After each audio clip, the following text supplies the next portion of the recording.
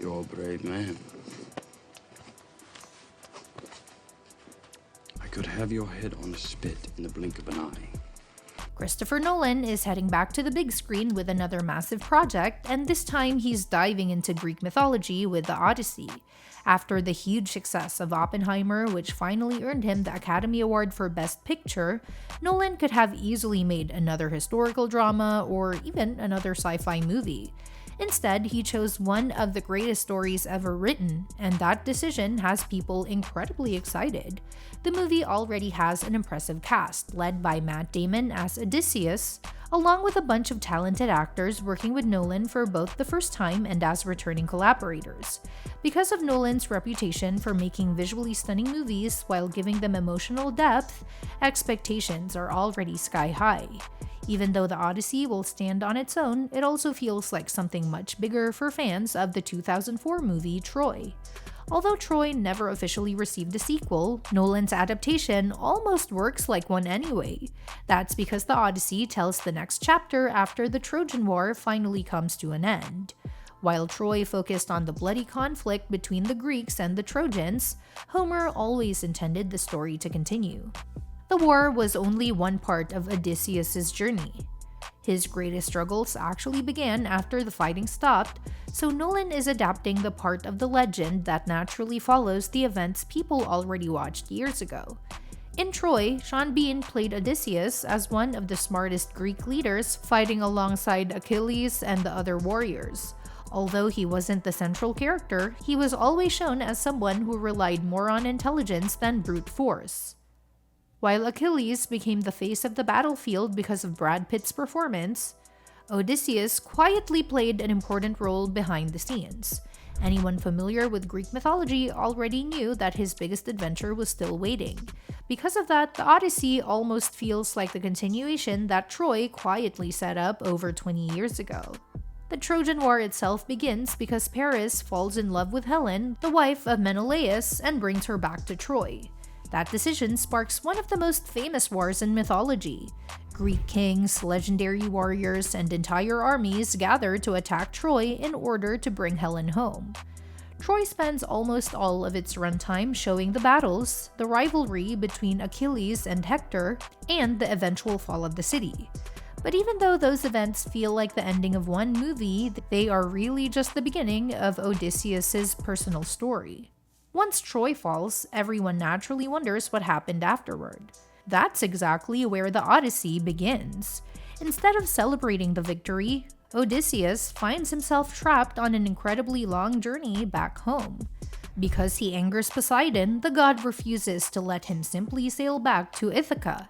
Instead, Odysseus faces monsters, impossible storms, magical islands, dangerous temptations, and countless tragedies that keep him away from his family for years.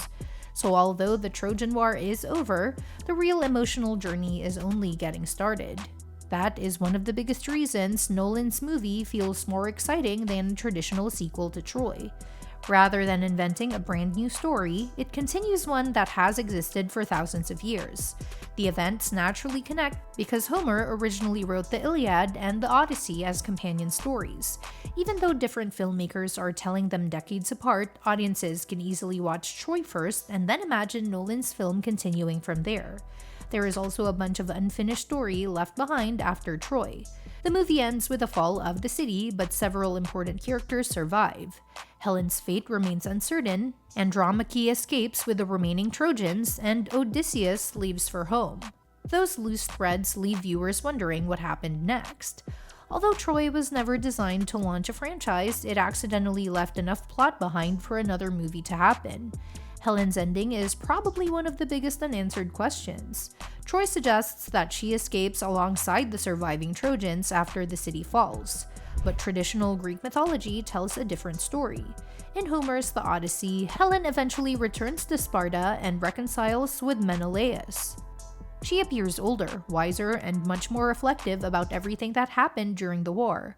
So although Troy left her future open-ended, Mythology already provides an answer that could easily fit into the larger story.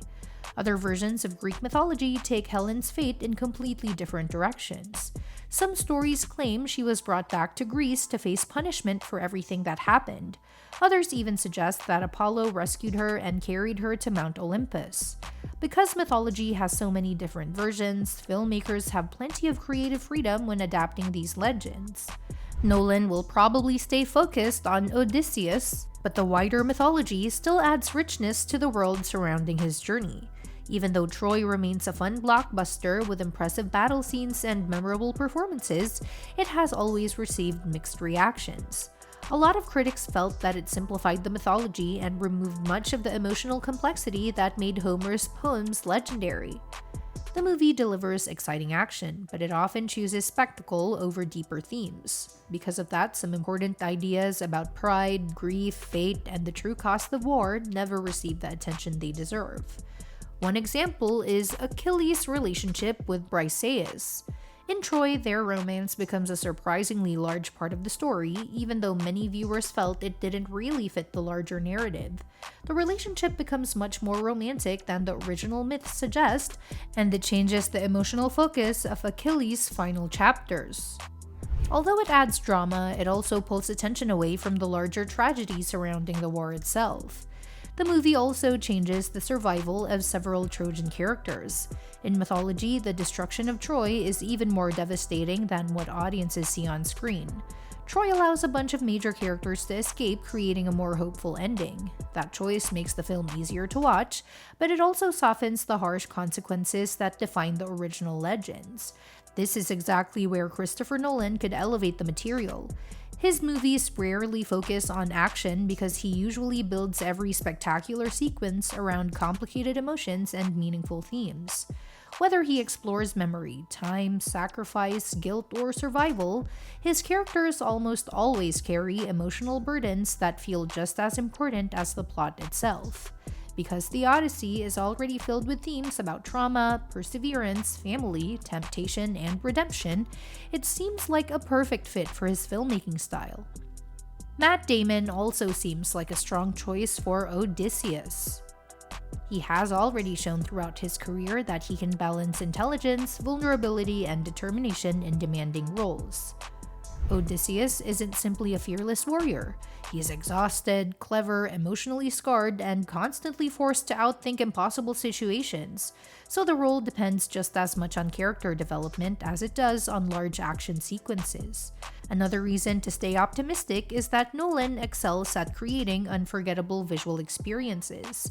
The Odyssey includes mythical creatures, giant storms, mysterious islands, ancient kingdoms, and supernatural encounters that could look incredible on the biggest screens. Although those moments should be visually spectacular, Nolan is unlikely to rely on visual effects. His films usually blend practical filmmaking with emotional storytelling, which could make every challenge Odysseus faces feel even more personal. And that's that for today's video. Thanks for watching, and we will see you in the next one.